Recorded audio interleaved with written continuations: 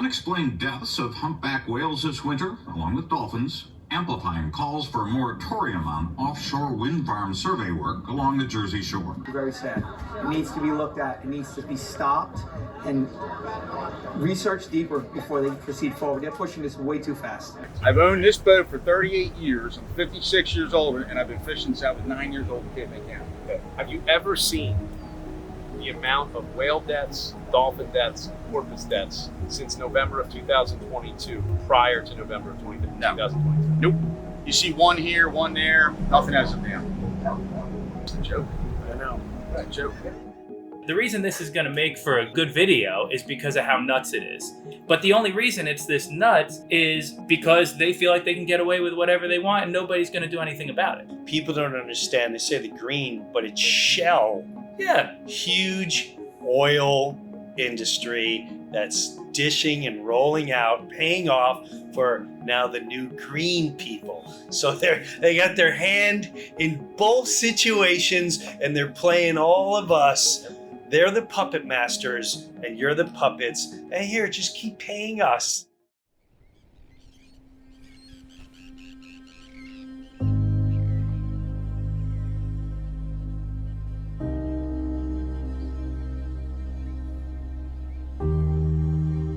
The whales kept dying.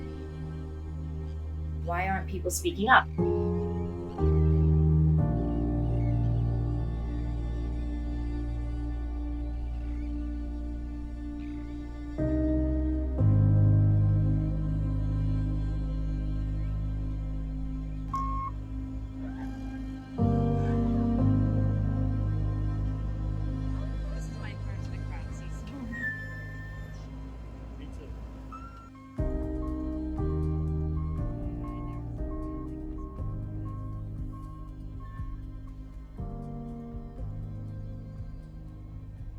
Hello, I'm Trisha DeVoe, conservation biologist and founder of SaveOurWhalesNow.org.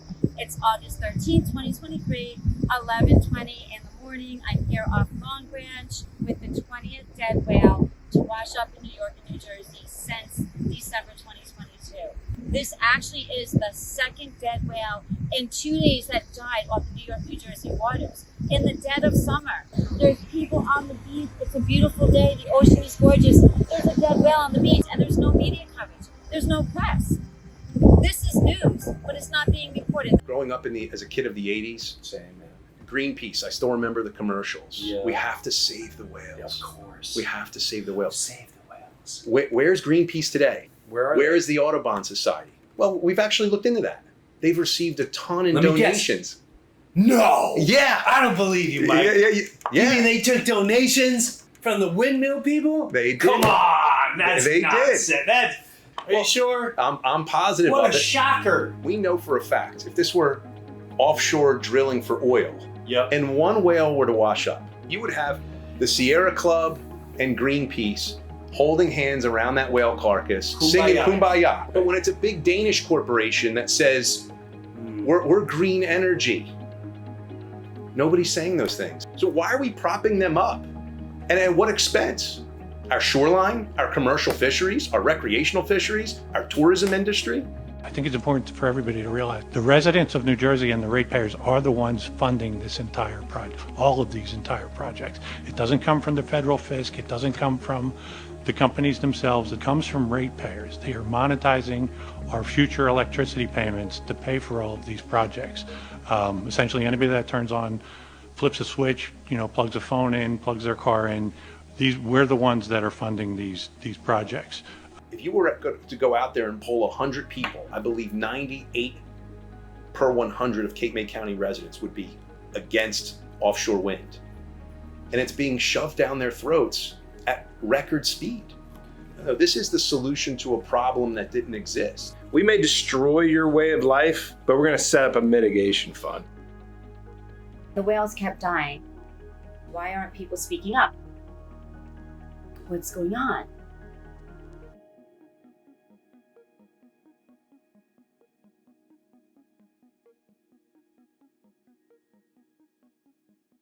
How many years have you been mayor of Sea City? I'm in my 31st. 31 years as the mayor. Yeah. Wow. And 21 years as a freeholder commissioner. So I'm going, Eric. 52 years out of my life in public service. Really? Yes, sir. What made you do that? I don't know what that. I didn't play tennis or golf, I guess. I don't know what the hell happened. And over the years that you lived down here, there's some of the sea life that's starting to wash up on shore. And of course, they say, well, you know, that's always been a thing. But have you ever seen the numbers change the way they've? We had 8 dolphins wash up this past winter on the shores of Sea City. I spoke to old-time residents, fishermen. They've never, ever, ever had 8 dolphins wash up. How many have they had? 1? 0? You know, every once in a while you get one, but not 8 at one time. All of a sudden the ships can't drive, right? Now they're and all of a sudden, let's hit a whale. Let's hit a dolphin. And all of a sudden, all the whales and dolphins that have been in existence forever, all of a sudden, let's run into a boat. So, Captain, you said you've been on the water 26 years. Is that correct? I've owned this boat for 38 years. I'm 56 years old, and I've been fishing since I was 9 years old in Cape May County. Okay. Have you ever seen the amount of whale deaths, dolphin deaths, and porpoise deaths since November of 2022, prior to November of 2022? Nope. You see one here, one there, but nothing as of now. I'm getting to be an old guy now, and I've lived here my entire life. If a whale washed up, it was a big deal. A big People deal. would go down there It was all over the news. in the paper Yes. because it was such a rare thing. I mean, when we came through this winter into this spring, it was practically every day. It was insane. How many whales? The last numbers I saw was up to, including all species, was up to over 35 whales, which is on course to be the highest number ever in one year. And something around We're half a year in. 40 dolphins or porpoises. That's we're half a year in. And that's only half with the those year. numbers. Right. Unprecedented, but nothing to see here. So if the whale is biologically damaged by sonar, it'll show up inside the ear bone. Right. So they have to do the necropsy and they have to take out the ear bone and study it. Are they actually doing that with the necropsy? We have not heard anything. No. We never got any necropsy result from those dolphins. And I would have thought those would have been Well, better. whose job is that? Those were sent to the state police and we never heard back. NOAA's been in charge, to the best of my knowledge, of coordinating the necropsies on the whales. So my understanding is they actually drag a sonar device behind their boat to help map the ocean floor, and it's certainly putting out a blast of sonar to map the ocean floor so that they can erect these turbines. They're of course saying that this type of sonar that is being emitted from their boats is not causing any harm to any of the marine life, because this is used so commonly and it's used by naval ships. I have a hard time believing that. I've been paying attention since 2016. This is a record anomaly that just so happens to be awfully close in time to the time you started all of your sonar testing. Right. And again, we get that answer. Well, we're not exactly sure what is causing this anomaly. Not us. But it has nothing to do with the sonar mapping. All right, so I just want to ask you, you said you had dinner last night with who? The chairman of the NJGOP, his name is Bob Hugan. He's an avid sports fisherman who competes in tournaments all of the time. And he was indicating to me, look, we know something's happening with the whales because it's highly unusual and an anomaly that all these whales are washing up on the shores of the Jersey Shore. Obviously, we have a record number of dolphin that are washing up on beaches across the Jersey Shore and a record number of porpoise. And, it defies logic. If any of us who have been on the ocean and have fished and have ever seen dolphin out on the ocean, they're really agile. They don't just get hit by boats. Right. So this narrative, it goes against the grain of all logic and what people witness every day when they're out on a boat. Dolphin don't run into boats, and boats don't typically run into dolphin. So that's their narrative. The narrative is, they're running into boats and there's more boaters. Or what is their narrative? The narrative is that there's more ship mammal interactions. That's what they're calling them, ship mammal interactions. And quite frankly, I think what's happening is if there are scars on these marine creatures, right, it's from they're dead and then they're getting hit by the boat. because dolphin don't just run into boats. And the narrative coming from the environmental groups, so to speak, is that the reason that whales are having more of these ship-mammal interactions is that bait fish are coming in closer to shore due to the warming of the ocean, and therefore more mammals are getting closer to shore and interacting into the shipping lanes. I find that really hard to believe because I have talked to sport fishermen, Right. such as Bob Hugan last night, saying that's not true. The bait fish aren't where they normally are. They had to go many more miles offshore for big eye tuna fishing. So it really, the narrative that is coming out of the left and the people who are 100% behind and endorsing offshore wind farms, the science isn't there. And every time we talk about, hey, is this the sonar testing and the mapping of the ocean floor that is causing these anomalies? They say, we're not exactly sure what is causing the whale deaths, dolphin deaths, and porpoise deaths, but we know 100% it has nothing to do with the sonar testing that we're doing in the ocean. You know, some of them use that for echolocation, some of them use it for communication. But people I've talked to who should know these things say, listen, the whale goes and gets hit by a ship. That's not a natural thing for a whale to do. So why is the whale doing that? And they don't want to accept that, oh, well, it was a ship strike. Well, why did the whale get hit by the ship? Mm-hmm. Was it because it was damaged from the sonar, from the blasting, from whatever? Or was it just disrupted in a way where its normal pattern would keep it away from the ships, but you guys are over there making all this noise, so it had to go over. Like a panic. Right. I talked to commercial fishermen who are saying they're seeing a lot of floaters out there because they'll float for a while, and at some point, I guess the gases do whatever they do, and they'll sink. I got into a debate with a SUNY professor, and the professor said, look, the unusual whale mortality of events have been going on for 6 years, and that predates any of the industrial offshore wind survey development at the Jersey Shore. So I called this guy and I said, you're talking out your butt. The industrial offshore wind development started 7-8 years ago. Right. They built the turbines in Block Island. They've been doing surveys all along. I said the incidental take permits, NOAA fisheries, to protect mammals, if you were going to do something offshore that's going to harass whales, you have to go through and get an incidental take permit from NOAA to say, yeah, we're going to harass whales. So there's incidental take permits have been in place since 2015. That's the same length of time as the unusual whale mortality events. But we've just seen them at the Jersey Shore in the last year, 6 months or so, because that's, to our belief, that's when the heavy-duty survey work has been done on our ocean grounds. So they say that there's no evidence to support that the whales are being killed by this, but it's, I think, Graves from Maryland, he gave a great analysis. He said, I have a puppy dog, and on the Chesapeake, the fireworks go off. The puppy gets scared, runs and jumps into a stream and drowns.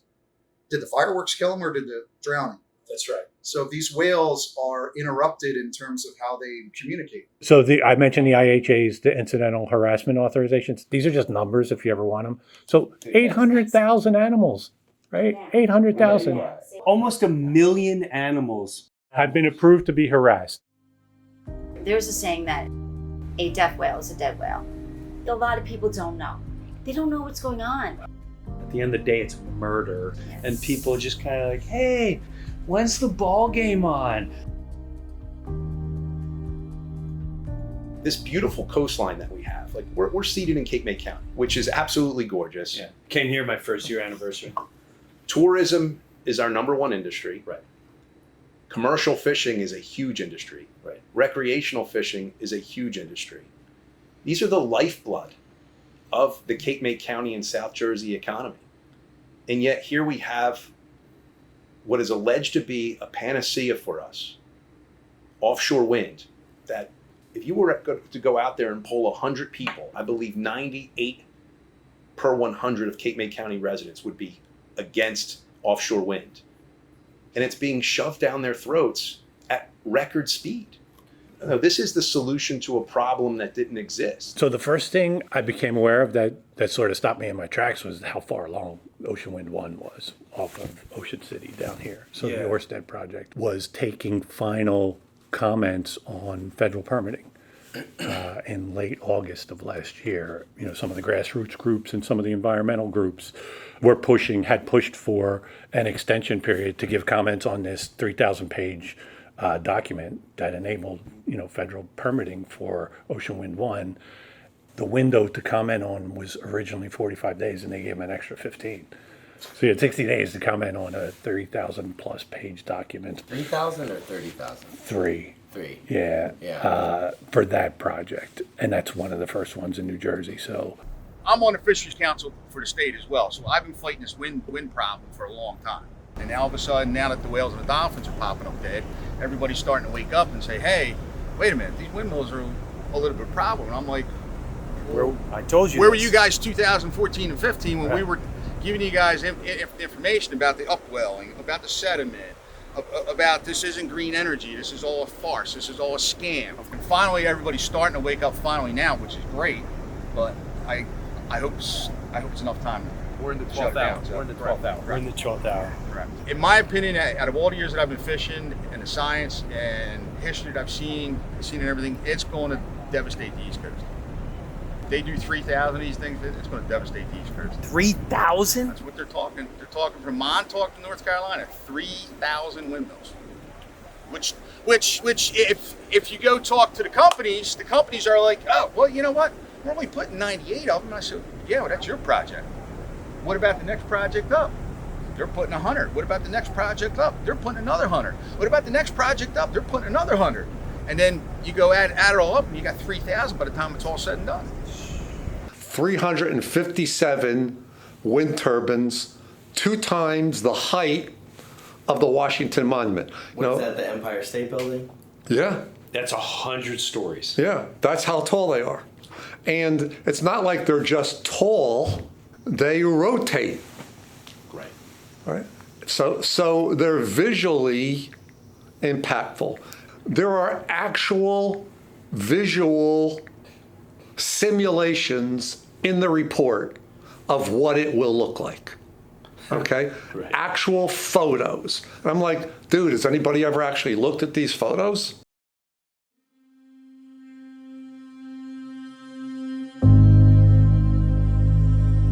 So we proposed 2 miles. They said it couldn't be done. Suddenly, all of the entire industry came together and said 1 nautical mile is it. And every windmill company now on the Mid-Atlantic is citing them basically 1 nautical mile apart. And so, as a result, we can't fish there. And how long have you been fishing there? Oh, we've been fishing there since Barnegat Light was in the 1700s. Wow. So this is like a lifetime thing. Oh yeah. And these guys are coming in like, yeah, listen, that's really good. This is what are we doing? It's gonna be about how many miles? 2? 1 mile. Fucking shut to here. Buy some shoes. We'll talk to you soon. Did they offer any kind of payment or anything like that, or there's been discussion of compensation. It has not happened yet. And so they're sitting around saying, oh, don't worry, we may destroy your way of life, but we're going to set up a mitigation fund. As one of my friends says, I don't want to fund, I want to fish. And that's really become kind of the mantra of them. We don't want to fund, we want to fish. Yeah.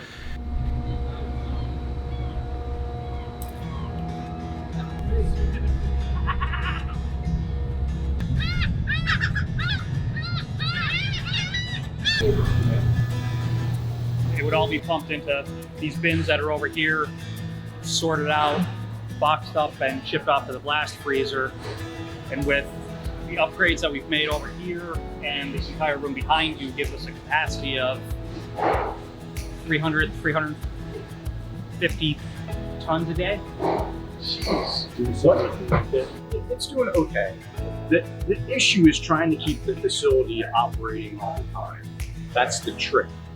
So you have all this investment and all of this equipment and all of these people, but if we're not bringing fish in regularly and at a regular interval, then we run into problems. You don't want 5 days on, 5 days off. Right. You want 8, 9, 10, as many days as you can to keep running. It's better that way. If they allow us in there, which we really don't believe they will, you might be able to do something, but it depends what type of fishing you're doing. I could probably drop a lobster pot down around and it might make sense if there's lobsters there, but I'm not gonna be able to dredge for clams. I'm not gonna be able to dredge for scallops. I'm not gonna be able to fish for bunker, which requires different type of technologies, big nets, towing stuff 2 miles behind a boat. The technology that's coming out already is saying there's a huge problem with the spinning of the blades and its impact on radar. It's even impact on weather radar and national defense radar could be impacted. Newark Airport might have issues. Who knows? We're still waiting for all of this to play out. To be clear, our industry does not oppose offshore wind. We aren't going to say you can't build anything, anytime, anywhere in the ocean. It's not our ocean. If the federal government and everybody gets together and agrees, let's try to build a windmill, we're fine with that. But let's do it, know the impacts before we build it. Right. Let's do it small scale to start. The little 5 windmills they put up off of Block Island isn't really small scale compared to these. We're saying let's put 100 out there. Let's see the impact before we approve millions and millions of acres.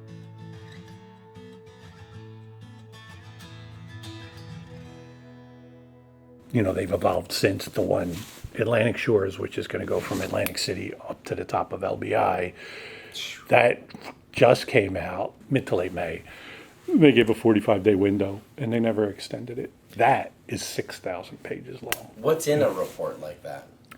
It's everything. It's what they call an environmental impact statement from a federal agency called the Bureau of Ocean Energy Management, which is part of the Interior Department. That's a federal thing? Yeah, it's a federal So it's agency. a Biden administration thing. Correct. Okay. It's an executive branch agency.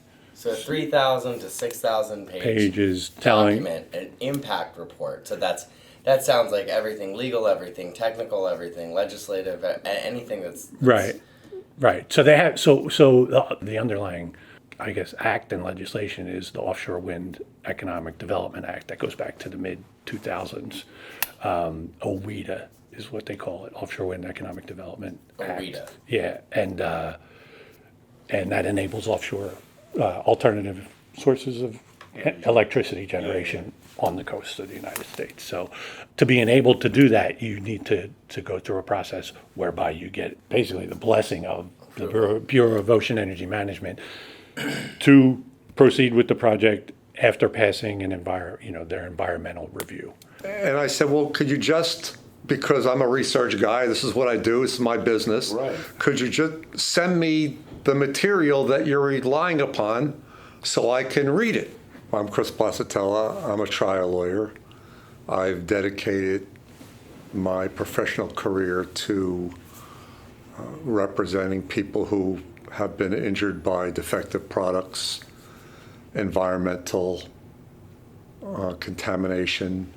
And the report was authored by the company that was hired to construct the wind turbines. Sure.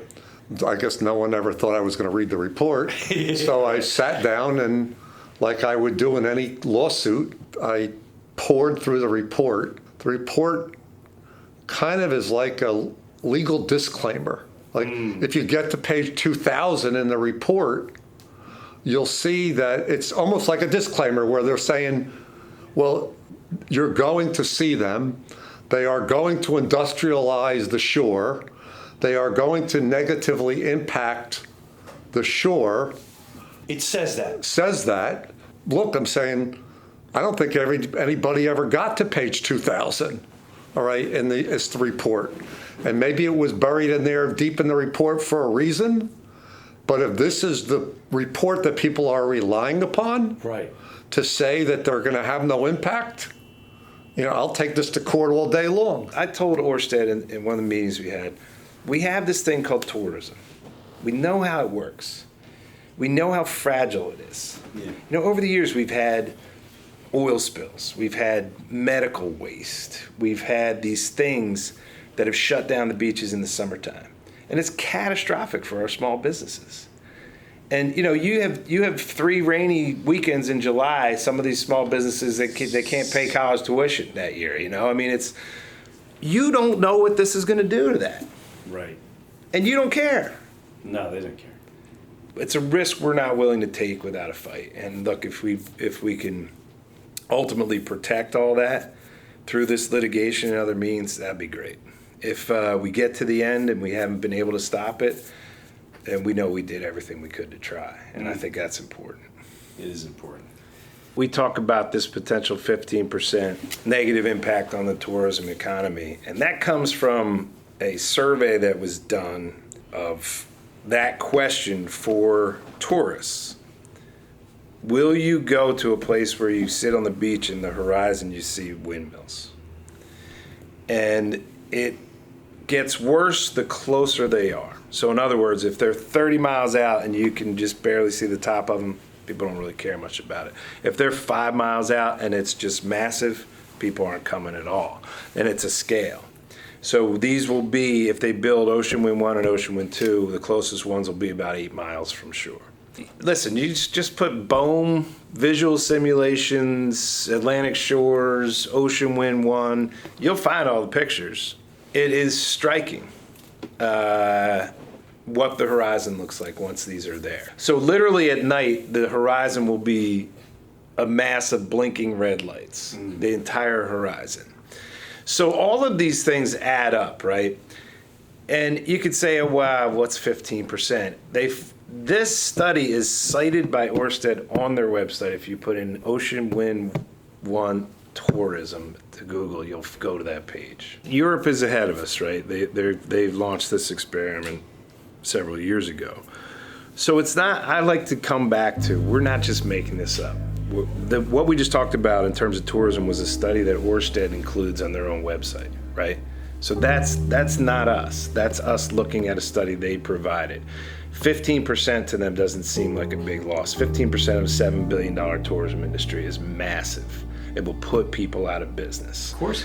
The report tells the truth. Right. You just have to read it. So I'm saying, okay, I guess if you only hear the sound bites and you never do a deep dive, then, maybe people should take their foot off the brake, stop, and have a conversation about what is the truth. Because the reports say from the southernmost tip of the state to all the way to Monmouth County, which is probably 66% of the coastline, that it's not like they're just tall, they rotate. Right. So they're visually impactful. And they flash red lights. And they flash red lights at night. In Cape May County, our tourism on this beachfront is our livelihood. And it's gonna be tough.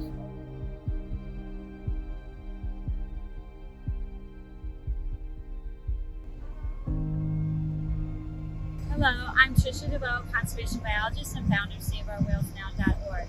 It's August 13th, 2023, 11:20 in the morning. I'm here off Long Branch with the 20th dead whale to wash up in New York and New Jersey since December 2022. It's a beautiful day. The ocean is gorgeous. There's a dead whale on the beach and there's no media coverage. There's no press. This is news, but it's not being reported. That's why I'm reporting it. We must let people know about the destruction of our marine life. We must let people know that our whales and dolphins are dying, and we must do whatever we can to stop it. If it's the wind turbines and the exploration work that they're doing, we have to find out. We must stop this and save our whales. So which brings us to you, Jim. Yes. What's it? So you are, this is your magazine. Fisherman Magazine. I am the managing editor of the New Jersey edition, New Jersey, Delaware Bay. Okay. So some of the earliest research from Denmark showed that the electromagnetic fields from these subsea cables, EMF, it impacted certain fish species. And the most notable fish species that it had an impact on were flounder species, which are bottom dwellers. Right here at the Jersey Shore, we have our summer flounder or fluke. Fluke travel inshore and offshore during the, they spend their winters offshore and then they come into our estuaries in the spring, spend the entire summer. It's the straw that stirs the drink, the Jersey Shore, for recreational fishing. So as I kept going through all these documented research papers, it said that flounder species showed avoidance characteristics around EMF and their catches decreased around the heavily powered cables. I found more and more research, all of this done. I mean, one of the research papers was done for a company over in Denmark called the Danish oil and natural gas company, Dong. Dong has now changed their name to Orsted because they've come to the United States to plant their flag. So I started printing some of this in the Fisherman and started getting attacked by some of the wind proponents. So you would put in your magazine? Yeah, so I'd share the reports and say, this concerns me, this concerns me, this concerns me. I started getting blowback from people who were heavily invested and heavily supporting wind and saying, it's not true, it's false. It says that mammals will die. It doesn't give us a count. Mm-hmm. It says that birds will die, bats will die. It will affect what's living on the ocean floor. First of all, if you look at the numbers, the overall energy that it produces is minute, right, compared to other forms of energy. When you look into, they call it green energy, and I've been saying this since this whole thing started. It's more about greenbacks than green energy, right? And I said it's about green wallets. Green inner wallet. Green wallets. The whole new Green Deal is more about a lot of new billionaire green wallets. Which green energy, right? Well, when you're putting that much man-made materials into our ocean, and I grew up at the ocean. I grew up in Cape May and at the shore. To see that much cement, steel, fiberglass, resin, cables running under the water, cement carpeting that's going to hold the cables down. Another major thing people don't understand is the turbines. Are very difficult to recycle. They weren't even recyclable until a couple of years ago because they have to be ground down. They have to be cut up to even move them because they're so big. And there really isn't a lot of use for them once they've been used up. That in fact, they say that within the next 20 years, we'll have 720 million tons of leftover material of the turbines. Harvard has studied and said if you build all these things, it'll take about 100 years to get to net zero carbon because of the carbon footprint of the construction of these things, the production of the turbines, et cetera. Harvard says 100 years, but yet these things are only going to be leased for 20 years. Right. And this is another interesting fact. Like I said, there's 1,000 rabbit holes. This Harvard study found that the installation of these massive wind farms will actually raise surface temperatures, not reduce them. And when you think about it, it makes sense. You go down the beach today, and if you're lucky, the wind's coming off the water, right? You got that nice ocean breeze. That's why people come here. That's why we live here. That gets consumed by the windmills. The ocean breeze is actually reduced almost to the point of being eliminated, and the surface temperatures, especially closest to the wind farms, go up, which means it's going to be hotter here. Right, so from that standpoint, it's an easy answer. They try to put us in the box as climate deniers, you know. Of course. And like I said, it would be easier to swallow if it was true, but their own scientific studies say it's not. So then you have to come back to the question you asked previously, well then why? And it's money. There's a huge amount of money involved. Billions of dollars in federal tax incentives. You ever heard of something called Brandolini's Law? No, what is that? Somebody just introduced me to it. I guess Brandolini was an Italian programmer, and he came up with Brandolini's Law, which was also known as the bullshit asymmetry principle, meaning a nugget of mistruth, the energy to dispel that myth is far greater than the myth itself. So in terms of Brandolini's Law, all you have to do is say climate change. Yes. And climate change gives you a pass to do anything else. And it's now taken us months and months to try to dispel any of the myths that come out. More recently, the Bureau of Ocean Energy Management came out with its draft environmental impact statement. That was supposed to be in support of why they were blessing these projects. Right. So this one wasn't bad. It was only 1,000 pages. So I said, okay, does anybody read this yet? Okay. I said, okay, send me the report. I got it. I read the report. I'm like, this is what everybody's relying upon. Right. What was in it? What's in it? Yeah. It says that it's going to have a dramatic effect on the fishing industry. It's going to take jobs. It's going to eliminate jobs that they say are, quote, irreversible. It's vague about the numbers. You know, there's a lot of debate in the press, you know, about whales. Well, this report says that birds and mammals will die. Right. It's directly in the report. Where are the animal activists? Yeah, they're all bought off, and they're bought off. I can give you a report that shows that, but I would love to see it. Yeah, you have a report. It's a conflict of interest report. I love it. It's in the process of being updated. Okay. But it's got all the, I mean, it's got your Audubon Society in there, the National Wildlife Federation. It's got all of them listed, what they take. And Sierra Club. all Sierra, all related to offshore wind. Like I said, that's being updated. It's 2022, and the list is much longer. Bay State Wind pledged $500,000 to Woods Hole. Yeah, Woods Hole's the big Massachusetts aquarium conglomerate.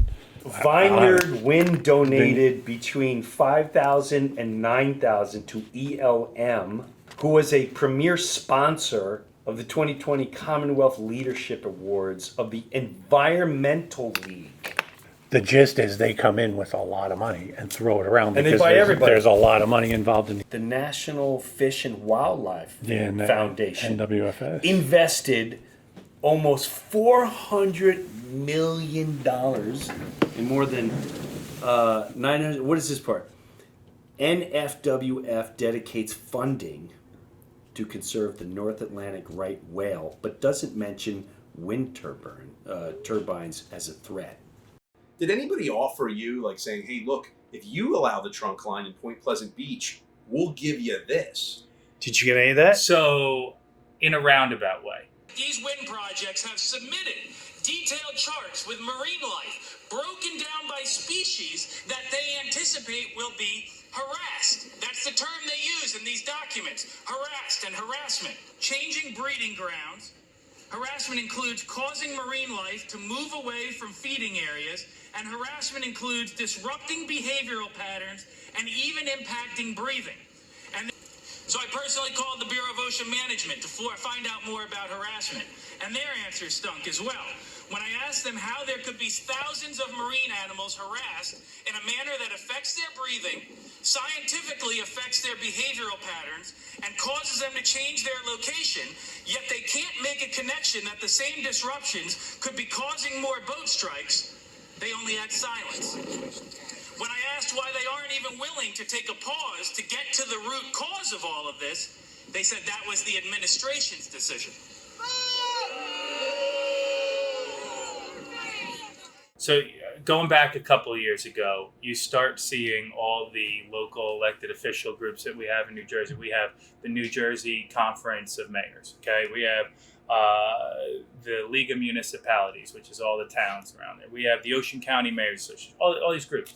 You start going and you start seeing, sponsored by Ørsted, sponsored by, offshore wind in general. And that's where they start getting their claws in everybody. And then, again, they do it in this very politically astute way where they're starting to call it grants. So they fund these grant programs. And now if you're the mayor of a town on the Jersey Shore, whether it's down in LBI or around Cape May or up north, you might not even know initially that you're going for it and who's funding it. But you need 400,000, 300,000 new park, new playground equipment, new whatever it may be. And then, you find out, who actually paid for that. And then, they use that as an entree point to kind of come in and talk to you and get their hooks in you. So, all right, so I'm dumb street version. So when all the mayors get together in Jersey, that's an actual... It's a thing. It's a thing. That event is funded and sponsored? Not always, but this one was sponsored by Ørsted and Offshore Wind. Interesting. Do they send a representative? Of course, every time. They have a team of lobbyists, so they have paid lobbyists that are different firms around the state that do it. And then they have local government relations officials they hired for a position a year or two ago. And that person's job is to liaise with all the elected officials, go talk to the mayors individually, tell them how it's going to benefit their town, all the great attributes of it and everything like that. And then they pull in all these other groups because everybody's got a group. Okay, I was just at a meeting of the Funeral Directors Association today. Sure. So everything you can think of has a group. Okay. And they find everybody who could stand to potentially benefit from this, and then they bring them and their membership in as well, and they build a critical mass. The reason this is going to make for a good video is because of how nuts it is. But the only reason it's this nuts is because they feel like they can get away with whatever they want, and nobody's going to do anything about it.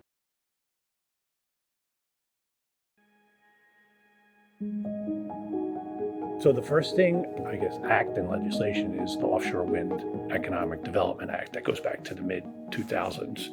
OWEDA is what they call it, Offshore Wind Economic Development Act. OWEDA. Yeah, and they have to show, under OWEDA, they have to show a net economic benefit and a net environmental benefit to doing these things.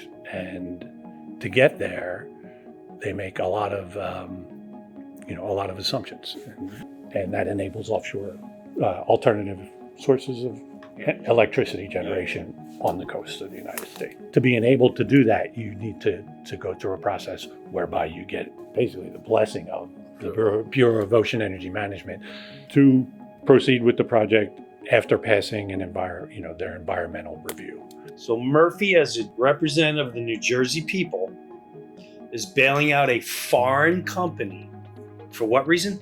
And when you say bailing out, he's giving them tax dollar money? It was ratepayer money. So it's ratepayer money is a little different than taxpayer money. So where's the ratepayer money come from? Ratepayer money comes from the people who are paying their electric bills. That's the ratepayer.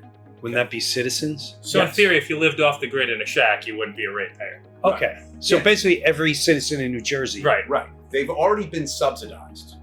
All of the proposed wind projects have been subsidized. We're already paying higher rates because we knew that with the construction and erection of wind farms, that energy is going to be more costly.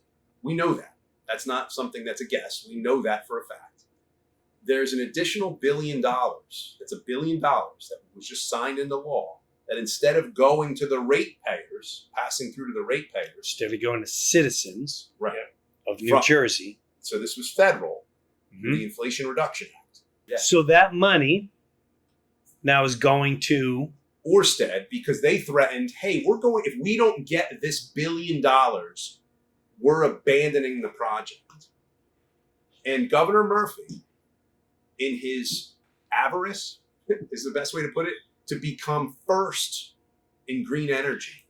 Ego, vanity, wants to be first in green energy.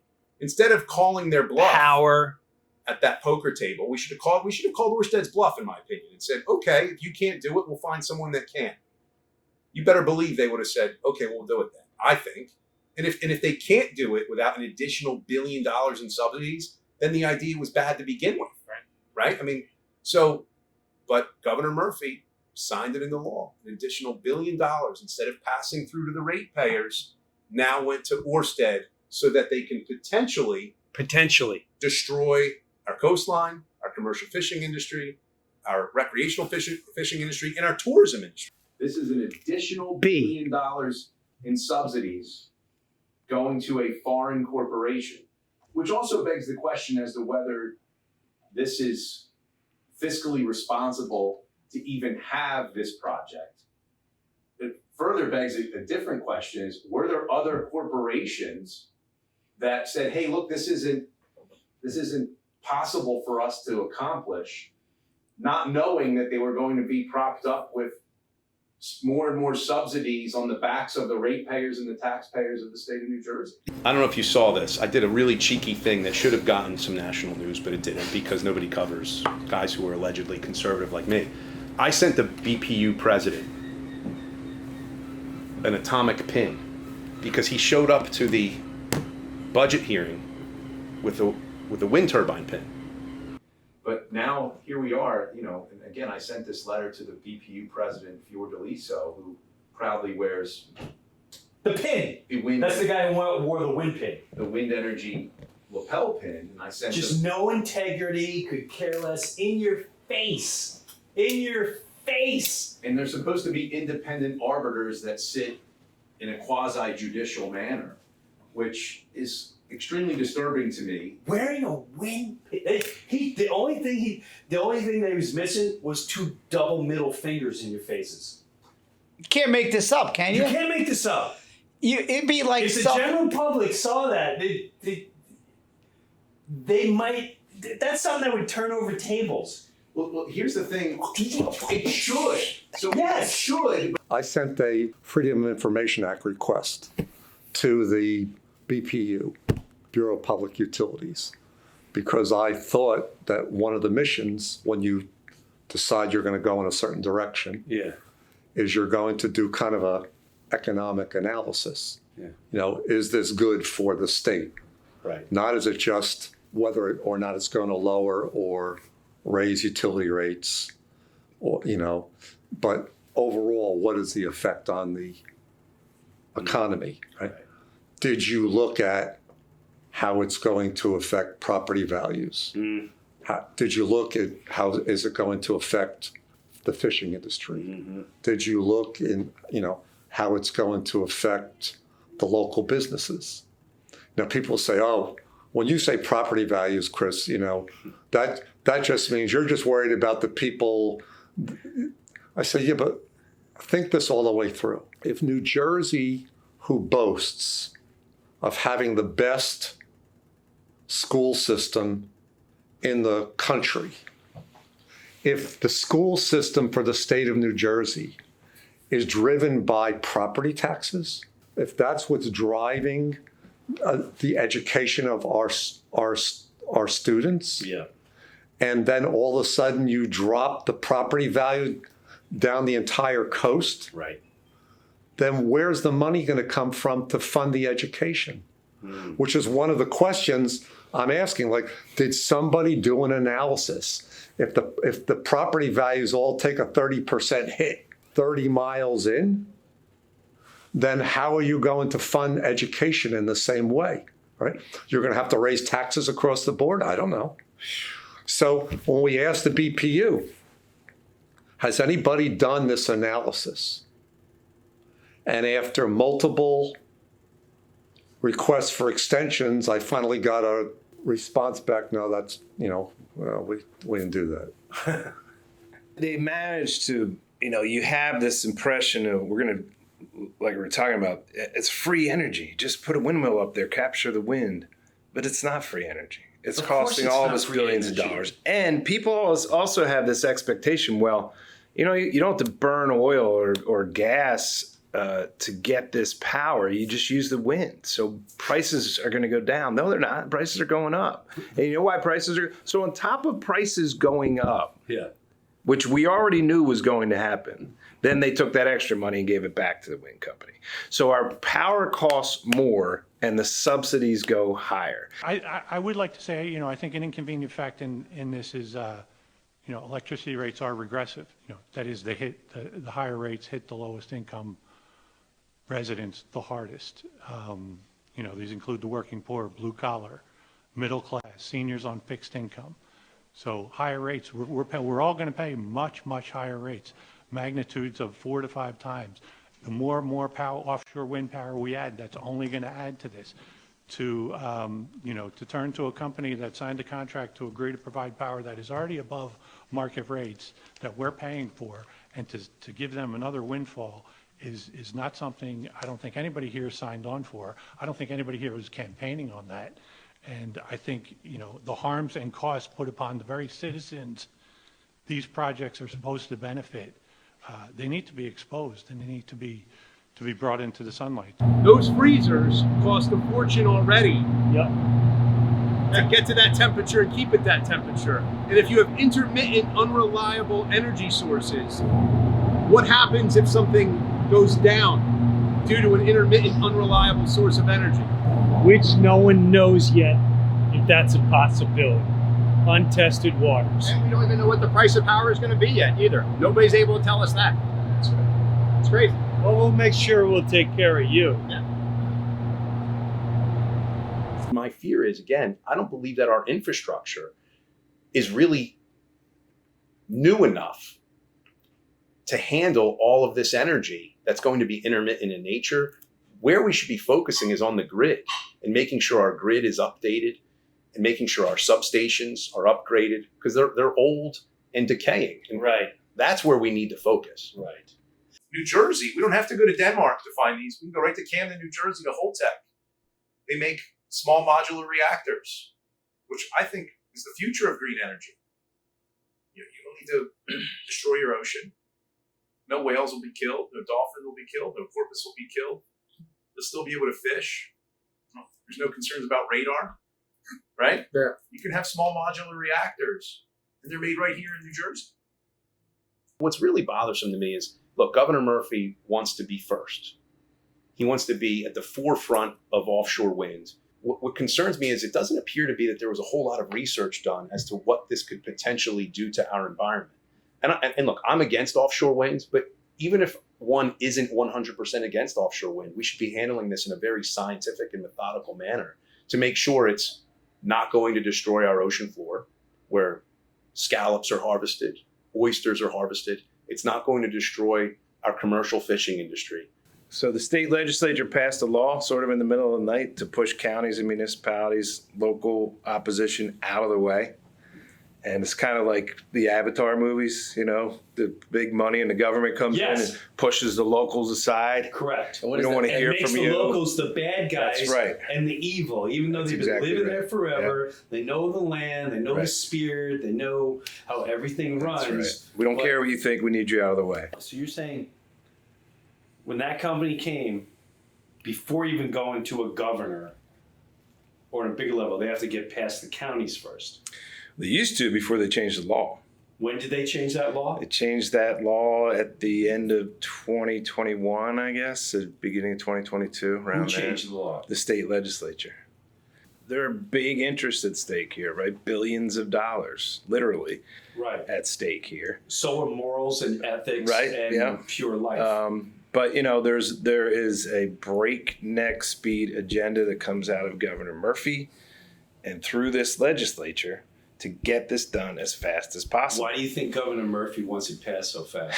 You know, I think just it's speculation. I think at the core of it is this belief among certain people on the left that these things have to be done to save the planet.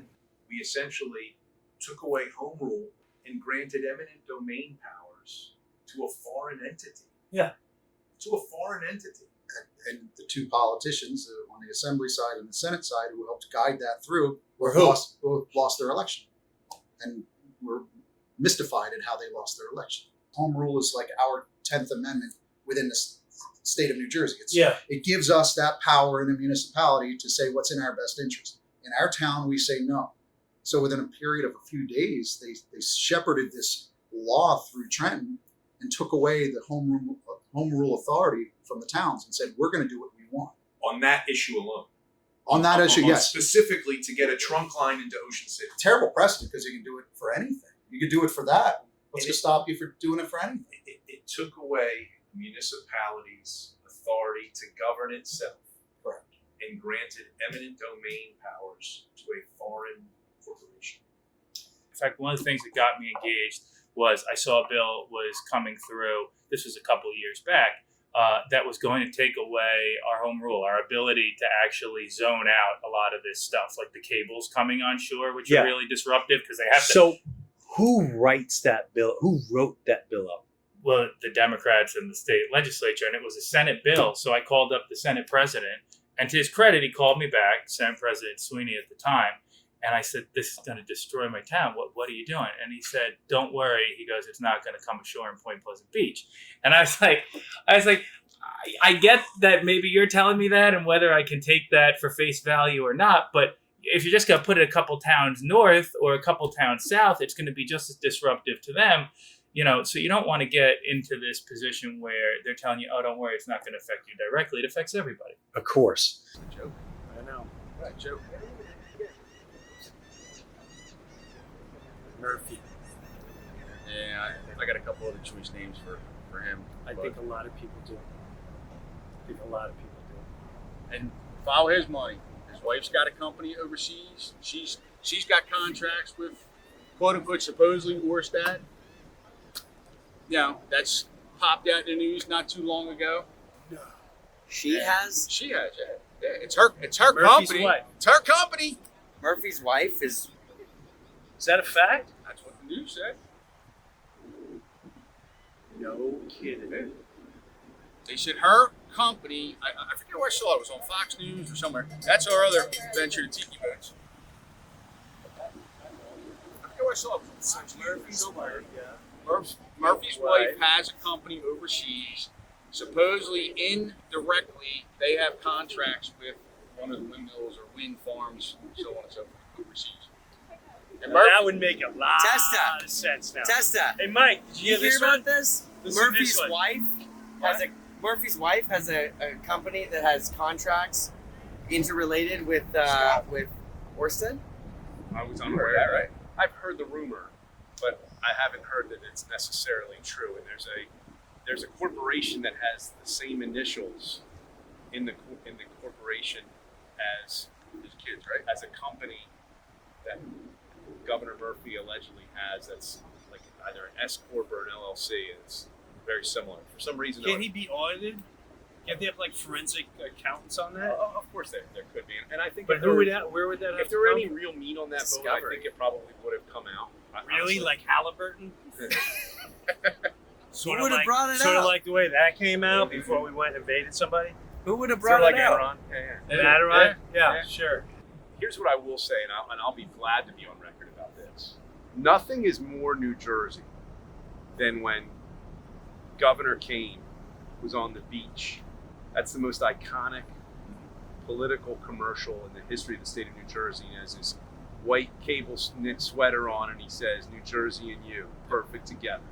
And every other New Jersey governor on either side of the aisle has iconic pictures in the summertime walking down one of our many boardwalks.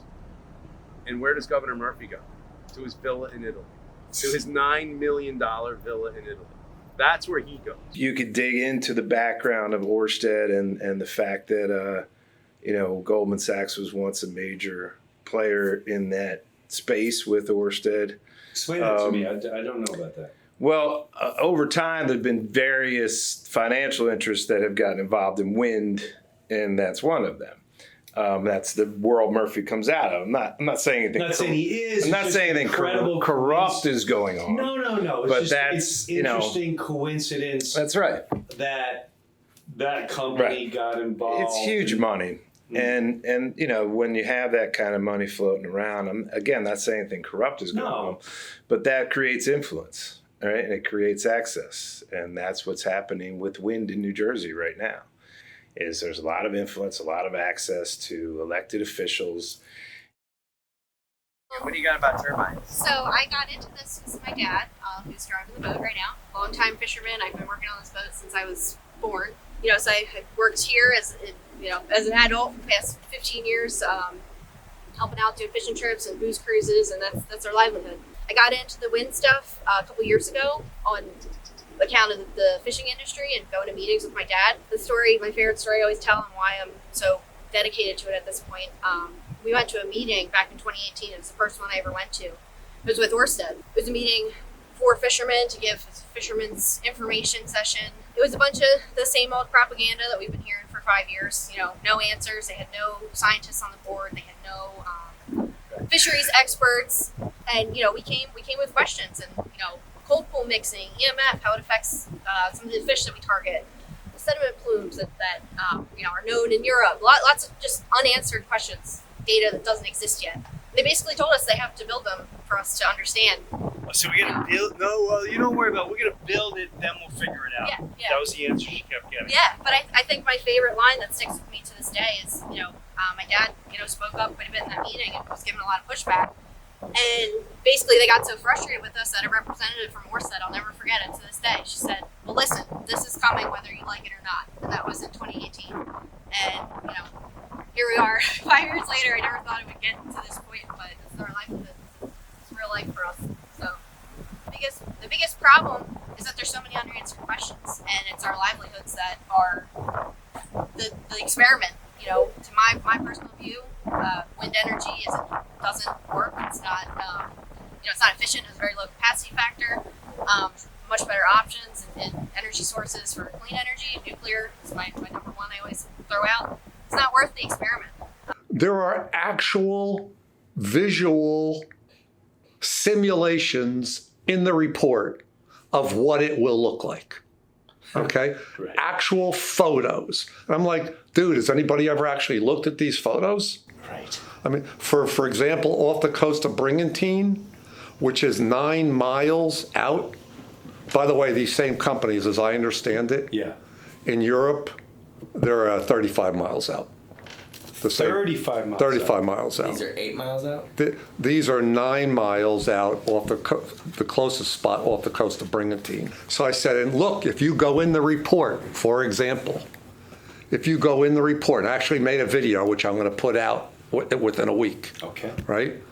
If you go into the report, it will say that you will see the turbines from the pine lands, right? You will see the turbines from Tuckerton, right? You will see the turbines from the Seaview golf course down in Atlantic County. You will see them from the beaches in Manahawkin, which is on the mainland.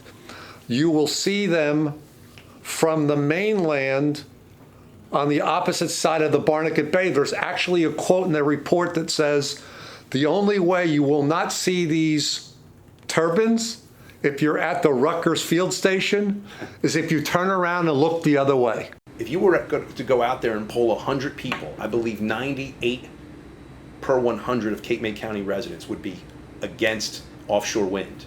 My mother, she's 91. She lives not far from the shore, and I'm driving down here. She says, "Where you going?" She said, "You're on your horse again?" I said, "Yeah, Ma." She said, "I don't understand. I've been here for a long time. How come? Isn't this something that people should just vote on? Like, before they decide they're going to industrialize the whole shore?" They say in the report, and I'm happy to send you that it will, like that. They will industrialize the shore. They will dominate the view, right? And those are not my words. If you actually go back and read the report, it says that you can see the turbines for up to 40 miles, okay?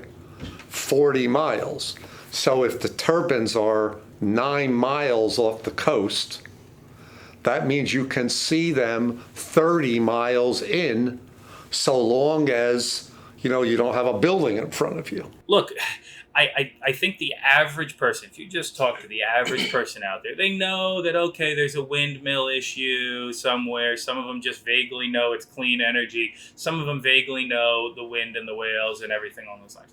They have no idea how tall these things are. And that, in New Jersey, it's a heavily industrialized state. You're going to stare at these things. You're going to see them on the visual horizon during the day. At night, it's going to be like this dystopian view where like the red lights are droning on, like the aliens are out there. Yeah. But in addition to that, you have all the other tiny random ramifications of this. They literally chew up wind. That's how they power things, right? So it stands to notice, and some experts at some of the hearings and everything have testified that it is going to cut down on the wind that blows at the Jersey Shore, which coincidentally, if you start connecting the dots, that keeps all the green flies from eating everybody alive every day, because we all have a couple days a year where that happens. I hate that. When the fog lifts a little bit clearer here, but you can see the Rebel, which is only 735 feet away, 20 miles away. You can see that thing down here. Crystal clear on some days. 250 feet shorter. Yeah, correct. Wow. Correct. So now you're talking 1,000 feet with everyone going to have a blinking red light on. You're going to run, an airport strip 15 miles off the beach. Just blinking every night. I mean, I read a report that I guess will be sometime become public that says that you're going to hear the sounds the buffeting on the beaches. Jim, you've consistently talked about the evil nature of this. Times, right? And in this case, the devil really is in the details that nobody's reading. Right. They're actually right there in front of everyone, and nobody is reading. And I want to highlight a point. When Chris came before the Senate Budget and Appropriations Committee, one of the other senators was kind of trying to shut him up as if he was just against this wind farm and these massive wind turbines being erected off the coast of the state of New Jersey, as if he was some science-denying kook, when he was reading verbatim from the very reports that they are using, the other side is using in support of why we need these wind farms. Those environmental groups, for reasons I really don't understand, have sided with big wind. But again, when you dig into it, they say climate. The answer to everything is climate. How much did they pay us? Climate change. Right. If it was true, you could probably even maybe get on board with it.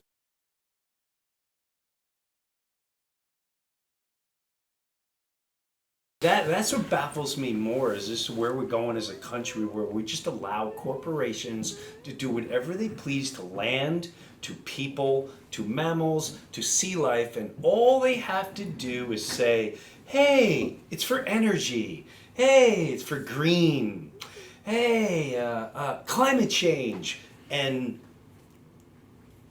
I really have a hard time using certain adjectives to explain the people that follow that pure madness. They just get in line like ducks and go, quack, quack, quack, climate change for the better. Right. And when you just break it down to common sense. Well, this is a hell of an opportunity for us at that component, because we have been dismissed, demoralized, defamed, and completely disregarded in this discussion. Well, isn't that the easiest thing? I mean, it's one of your colleagues, Yes. Dave Chappelle. Yeah. What does he say? The most dismissive thing you can say to anybody. That's weird. Is you're crazy. You're crazy. That's crazy. You're crazy.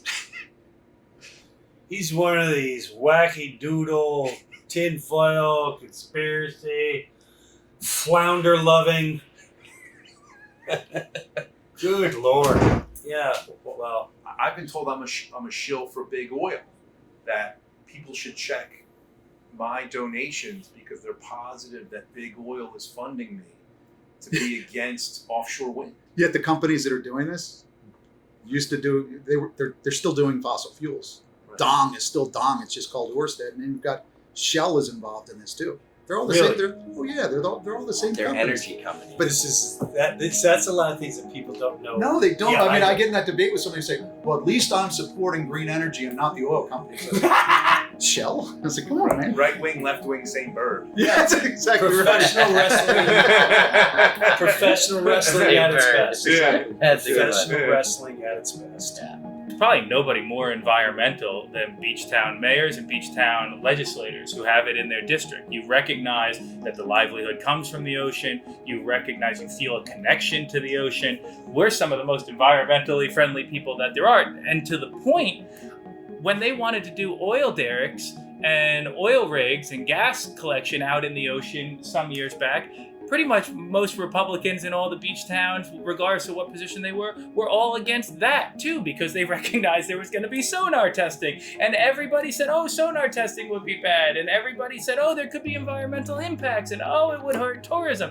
And that was fine when we were all in that together. But now that it's wind and it's packaged up as like this cute little mom and pop wind operation, oh yeah, but forget that it's Shell Energy running it and raking in trillions of dollars. That's right. But now it's okay, and oh yeah, they just happen to donate to everybody on the federal and state level that's behind it too. You just said the brilliance of it all, which someone else mentioned.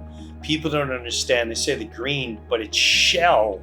Yeah. Huge oil industry that's dishing and rolling out, paying off for now the new green people. So they got their hand in both situations, and they're playing all of us. They're the puppet masters, and you're the puppets. And here, just keep paying us. So is the industrial turbine the new sacred cow? I think it is, because if you say anything that's wrong with that, then you're going to get branded, no matter what your experience or background or all the successes you had as an environmentalist. As soon as you go after the sacred cow, you are now going to be the climate change denying tinfoil cap.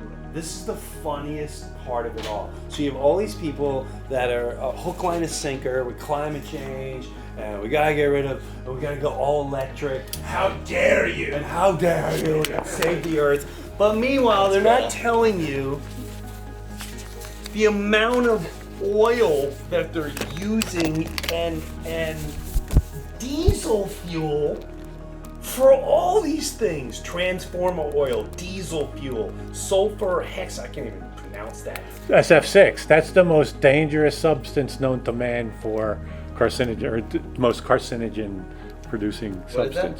substance. SF6. SF6, 243 pounds per. If you touch it, you of get those, cancer. just for one and of you those. die. It's Maybe shortly. John Kerry can fly here in his private jet. Yeah. And look at this once it's all up and say what a great green climate change we've made.